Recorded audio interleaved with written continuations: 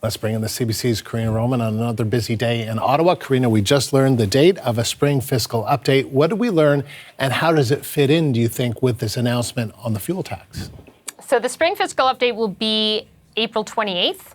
It's just about a couple weeks away. And we'd already been told by the Prime Minister today, but previously as well, that in terms of affordability issues, in terms of the economy, that we would see measures in that fiscal update whenever it was to be. They obviously decided to not wait for the fiscal update to announce today's fuel tax holiday that I'll get to in a moment. But we're told that there will still be other announcements or measures in that fiscal update that are not only about addressing affordability, but the economy as a whole, and also anything that the government has since brought in financial-wise since the last budget, which was in the fall, will also be seen in a fiscal update. So that's really how it plays into today, which is an announcement about temporarily eliminating the 10-cent excise tax on gasoline. It's a 4-cent tax on diesel.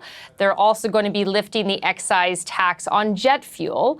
This will start as of next Monday. It'll run until September 7th. So it is not a permanent measure. Mark Carney says this is a targeted, balanced measure that takes into account the questions of what the government can afford, because it still has many spending promises that have been made. So it needs revenue to do that. This will be a dip in government revenue, but they also recognize that Canadians need help. Have a listen. We design our economic response with that in mind. There is an enormous shock in the global economy that is undergoing right now because of the conflict, and we have to assess what's the best approach given our core plan. And what can we do in the short term?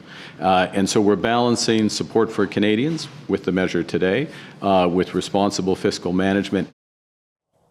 Now, Mark Carney says this will cost the government about $2.4 billion. It will also mean a dip in GST revenues, since even though the GST isn't being cut, the GST is on top of an excise tax that will not be there for a number of months. So that will drop down too in terms of how much the government takes in. Mark Carney was asked what happens if the oil companies don't lower the price at the pump accordingly, and he says the government will monitor that closely and keep an eye on that. Pierre Poilievre, leader of the Conservative Party, leader of the opposition, very critical, saying that this is a tepid response. It doesn't go far enough. It doesn't go as far as what he is proposing, which is all fuel taxes to be lifted for the rest of the year, and then the industrial carbon tax to be taken away permanently. And that, he says, would be a more appropriate response. Have a listen. He will only be suspending a third of the federal taxes for a third of the year. Not good enough. Canadians cannot afford to gas their tanks. We want all gas taxes eliminated for the rest of the year to save Canadian families $1,200. The Prime Minister says, as I've mentioned, that there will be more measures, affordability and building the economy in the upcoming spring fiscal update, which we now know will be on April 28th. And this is the morning after the Prime Minister secures a majority government. Lots of questions to him about what that will look like from a governing perspective. What did he say?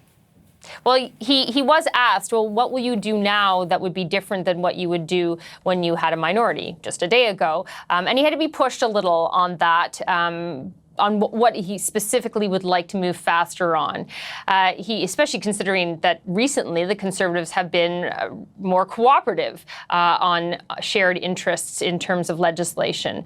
But the Prime Minister brought up what happened previously, which was in the fall, a filibuster that the Conservatives engaged in at committee over Bill C9. That was the combating hate legislation, but the Conservatives were worried that it would lead to the criminalization of religious speech. So part of their filibuster involved talking about that and freedom of speech, but it also involved at least one Conservative MP reading into the record things like their thoughts on cats and dogs. And Mark Carney says he hopes that discourse going forward, now that the Liberals have a majority, will be more serious. Have a listen. There's a difference between real testimony, real substance, getting to issues, debating aspects of law, advancing. That's the job of parliamentarians, and showboating.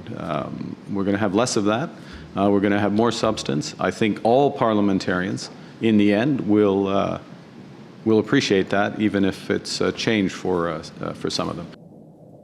Of course, he was also facing questions about the legitimacy of a majority that many see was obtained through 5 floor crossings, not just the 3 by-elections last night, especially since 2 of those 3 seats were Liberal strongholds.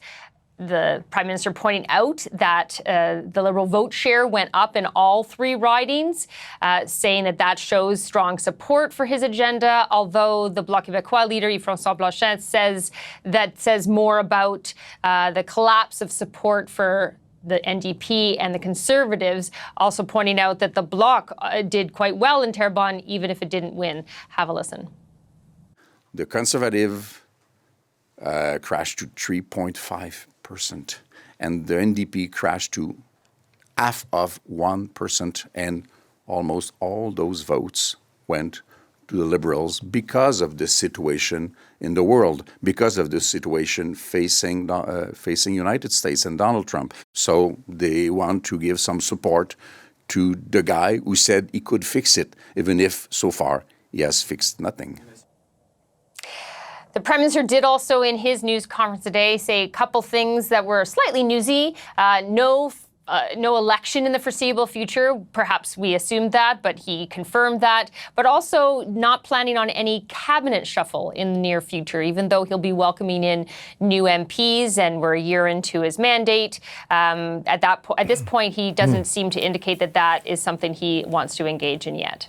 And the third thing, which is about whether or not he's going to stick around beyond this mandate. Yes, he was asked whether he's a one and done majority prime minister, and he kind of chuckled and seemed a bit confused by the question, and then said, he can't really answer that because that's up to the electorate. And I don't know about you, but I can't imagine 3 hours from now, let alone 3 years from now. So maybe that's just me, the times we're living in. No, I'm with you on that, Andrew. Yeah. Okay, Karina, thank you. CBC's You're Karina welcome. Roman, live in Ottawa.